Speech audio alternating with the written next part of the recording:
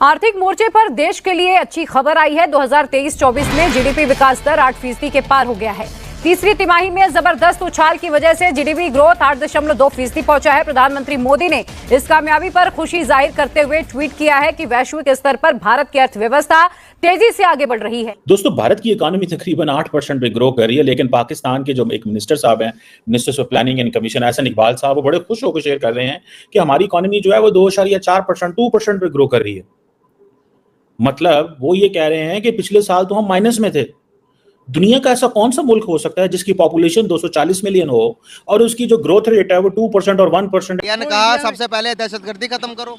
नहीं, इंडिया नहीं दहशतगर्दी कर रहा। पाकिस्तान ने एक बार फिर बड़ा दिल दुखाया। हमारी सियासत खत्म होती है, बनिया सियासत उधर शुरू होती है। very inspiring because we were expecting this number.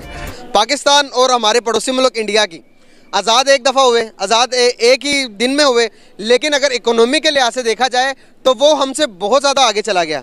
हम वहीं के वहीं ठहरे। ये तो आरबीआई की बैलेंस शीट जो है वो 884.76 अरब डॉलर पर पहुंच गई है।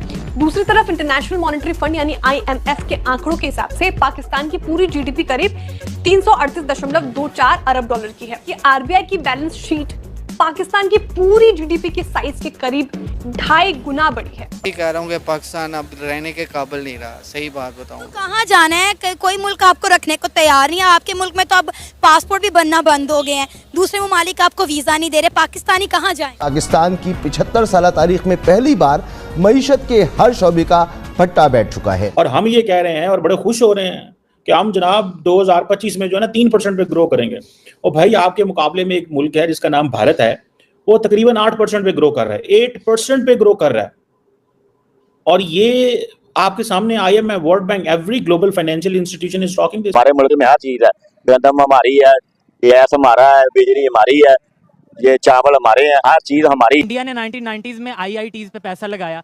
आज वो IITs के जरिए लोगों को वो गूगल पे चेयर जो CEO बन जाते हैं, जो एक पॉपुलर बड़ी ऑर्गेनाइजेशन मल्टीनेशनल कंपनी की। जय हिंद दोस्तों, जैसा आप लोगों को पता होगा कि पाकिस्तान में आईना दिन कुछ ना कुछ नया चलता ही रहता है। कभी कुछ चलता है तो कभी कुछ चलता है। पाकिस्तान की इकोनॉमी लगातार गिरती जा रही है, मुल्क डिफॉल्ट होने की कगार पे, लेकिन इनका जज्बा खत्म होने का नाम ही नहीं ले रहा। कभी तालिबान इन्हें पेल के चला जाता है, कभी ईरान पे एयर स्ट्राइक कर देता है। इन्हें अपनी इकोनॉमी पे ध्यान देना चाहिए, लेकिन ये आज भी गजवाइन करने का सपना देखते हैं। खैर इनका रोज का है, कुछ ना कुछ चलता ही रहता है, इनका कुछ नहीं हो सकता। आप वीडियो देखिए, मैं आपको मिलता हूँ वीडियो के एंड में। और हम ये कह रहे हैं और बड़े खुश हो रहे हैं कि हम जनाब 2025 में जो है ना 3% पे ग्रो करेंगे।